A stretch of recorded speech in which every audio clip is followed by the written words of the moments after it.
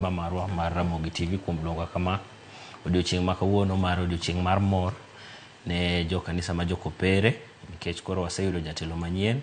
jatelo ma okawo nying mar Papa Leo mar 14 oa e piny Amerika, mano kuma onyuole, lakini osebedo kotiyo nikech en owuok e riwruogno mar jo missionary ma iluongo ni Augustinians. Ne Jokopere nitie ga saint moro iluongo ni Saint Augustine of Hippo, koro kanye kuma owuoke. To wayudo ka jamani Pope makoro wantie go ni manyien mane niluongo ni Cardinal Robert Francis Prevost, koro sani nyingno koro oselokre, koro en Papa Leo mar 14 otiyo e piny mar Latin America ma Peru kuom higni mang'eny, makata Peru kuno ne en ga bishop kapok obiro tiyo e piny mar Vatican. To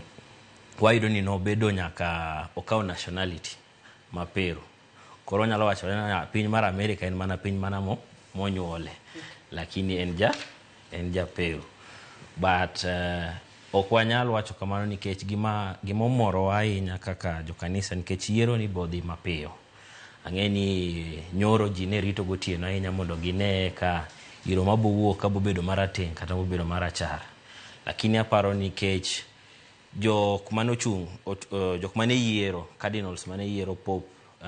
gisebedo ka giromo odiochieng' moko ochiko kama ka bang' ka Pope Francis noseiki. Koro e romo ma gisebedo ka giromo ni en romo mar mondo ging'ere nikech bang' ka noseyiergi, nikech Pope Francis ne yiero ga cardinals higa ka higa, but pok ne giromo ma ging'eyo ni ang'omio tijgi ne ang'o, mondo ging'e ni ng'ama nitie Peru ochal nade, to ng'ama nitie Afrika chal nade, to ng'ama nitie continent ma Europe be chal nade. Ema koro ne ber mondo ging'ere. To gima kendo wang'iyo sani momoro kendo ji ahinya, nikech